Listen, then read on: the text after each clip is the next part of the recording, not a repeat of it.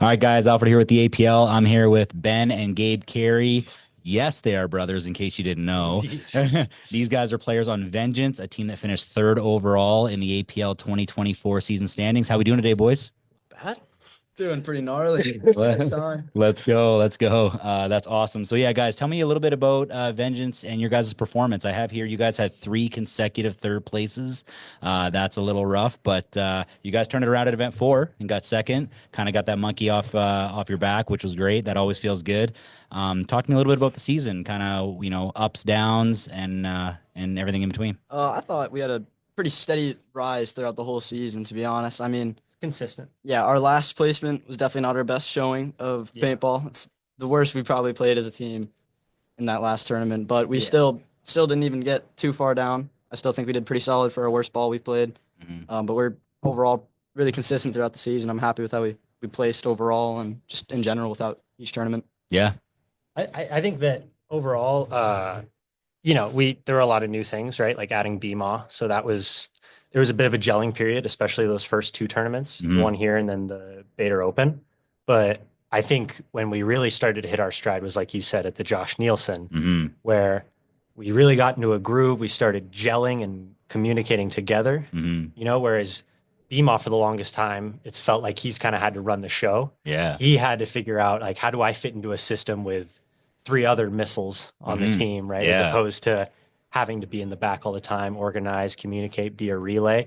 Mhm. Overall, I think that with this team, and it was this way before I was ever even on the roster. Mhm. It's always going to be an expectation for this team to win, right? Yeah. There's always going to be an expectation for, and it's just like a team like Blitz, right? They've established that they're good enough to win tournaments. Same with Berta, right? So once that expectation's on your shoulders, anything less is almost like Yeah.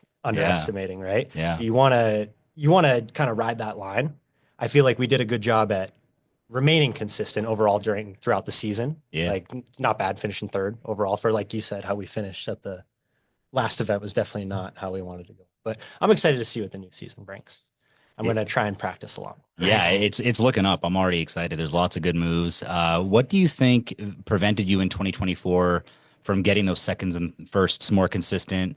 And how are you guys going to address that in 2025? I think we always come out of the gates pretty heavy. We come out really strong, In a lot of our opening games, we win by a pretty decent margin in a lot of them, and then we just taper off really hard at the end. I don't know how to, it's like bad voodoo magic. I don't know what it is, but it's just by the end of the events, I don't know if like we're in our heads, but we just taper off so hard, and then like when we go to that first place game, taper off, and then we fall down, and then we play like the best ball we've ever played for third. Mm, So it's Yeah, just that was I a think theme. just I don't know, it's like maybe we just like the losing makes us always play the best, and when we go in winning, we just kind of slouch off and get too relaxed. But I think I don't know, it just happens. But we've pretty consistently good to fight back from the struggle of loss for first and win for Yeah, third. that third place game's tough, right? Because you go from thinking you got a chance for second or first, and then you either get third or you get nothing. So hmm it's comes to be like a dire strait where like, all right, well, whatever we got left in the tank, it's time to expel that, Yeah. I think overall, sometimes what we struggled with was when it gets down and dirty and there's both teams got people walking off the field in the chaos. Sometimes we had a hard time taking a breath and Mm, chilling out. Something I want to work on a lot more this season is iron out those clutch points, right? Playing some basketball is our call, right? Slow it down, just Yeah. figure out, find a body. yeah. But I think overall, what ends up being the make or break is how you play as a team, right? Mm, You could have a guy who plays lights out all tournament, but eventually that guy's going to gas out, right? He's human. Everybody on the team needs to pick and pull each other up where you falter. So if you have someone who's just lights out all day as an opponent, I'm going to target that guy. I'm going to yeah. make that guy's life a living hell I like it. because I don't want him to do what he's doing to other teams against us, right? So, but Oh, that's awesome. Show. Yeah, I like it. Just to summarize on the APL, 2024, the inaugural season. I think what Mike and Emma are doing, or what Chris and Emma are doing, are pretty incredible. Yeah. I love what the players' response has been phenomenal from an X ball standpoint. The 5-man, we got really have to work on building the community, but I think we're doing that. I think paintball in general is doing that, and then I think the APL is making strides. Things like this is going to help the player engagement. Talk to me about what your kind of first impressions were of the APL, how it's run, both from an organizational standpoint and a player base, but then also give me maybe some feedback for the league. What can we do different? Emma and Chris. I know you. Those of you don't know, Emma's their mom, so just yeah, it's a big deal. Yeah. Don't want to throw mom under the mic, but yeah, just some ideas for the league from a player perspective, because I think that's one thing that we don't really see is as paintball players, we're just so appreciative as it is. Yeah. But there's always room for improvement, right? And not a lot of it, or not all of it, is capital, right? A lot of it could be something else, otherwise. So yeah, talk to me about first impressions, and then heading in 2025, maybe some constructive criticism for the league. Sure. Yeah. I think it definitely helps having like a symbol or like a brand behind it, right? It was hard when obviously what happened with the CPPL, right? There's that kind of 2 or 3 years of limbo there where it was just PAG events and brag events, right? With something like the APL, it gives something that a bunch of people can just get behind, right? You saw it with the moment that Instagram account was created, like 100, 200 followers, like right away, because people are just excited, right? Like the thing with the sport is people just want to support stuff. So when you give them an avenue to do that, people get stoked. I think Chris and Emma know what they're doing. They've been running events since we've been in diapers. So as far as constructive criticism, I would just say, to the players, especially like you said for 5-man, don't be afraid to get out of your shell and throw a team together. You know, there were so many scenarios last season where it felt like Saturday was up in the air. Yeah. Like we were just hanging on by a thread, or one team getting in at the last second to make a division be able to play.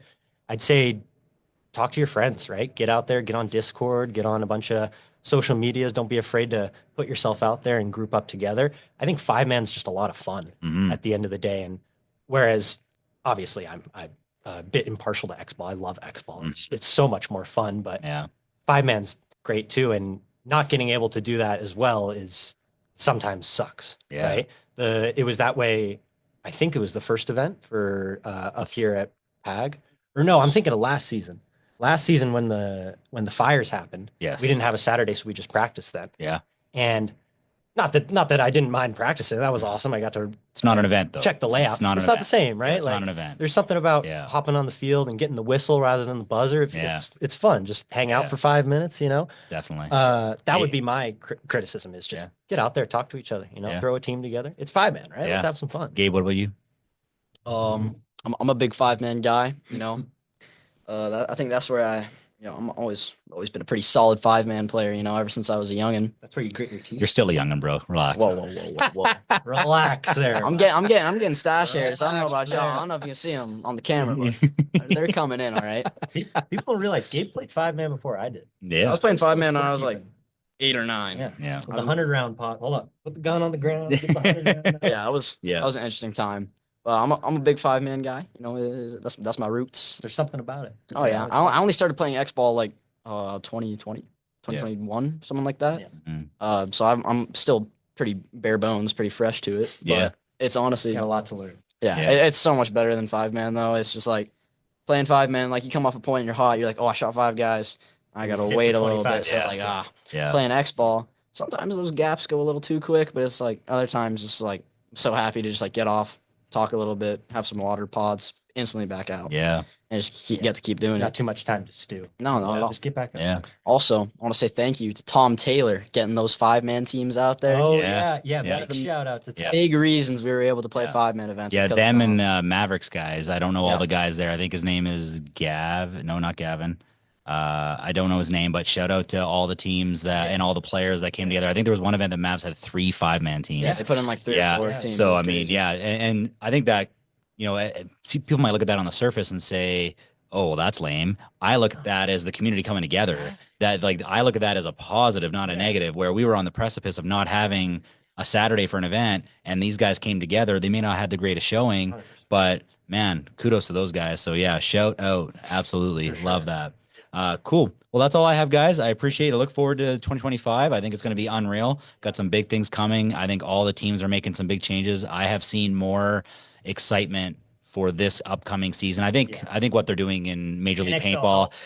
Yeah. that helped a lot, right? And then Big time. being able to talk to Bart and those guys and seeing what impact it really just set off that firecracker. That's what it was like in Cancun, man. Yeah, We it were out was. there for Mom and Sean's wedding. It's like sea dogs, like Yeah. tauntauns. It's Yes. crazy, Yeah, dude. it's So that awesome. helped get some, some traffic going. But It's the first time I've seen the fandom of paintball really overflow into the player base of Yeah. paintball. Yeah. Before it was always there was always that Mm-hmm. dichotomy of, well, I'm a fan of pros and then I kind of play rec, or I'm really serious in the APL and whatever they do. Now it really feels like a community, everybody. and I love it. It was like an NBA off season. It was man. great. Like It he's was going great. here, It was- he's going here. New it's team been the same here. Like Yeah. like the amount of players Yeah, that a lot have of been movement. picked up, Yeah. and shout out to some players going semi-pro Dude, this shout year. out Justin. Yeah, man. exactly. I'm stoked Yeah, for and him, then man. JJ coming out of the wood and stuff. Yeah, So that's awesome. yeah, there's so many shout outs that we could do. We'd be here all day, but I do want to give one to Alex because I feel like like Alex Ricciardi from Backpack Media. Dude, yeah, I feel like he's done so much Yeah. from,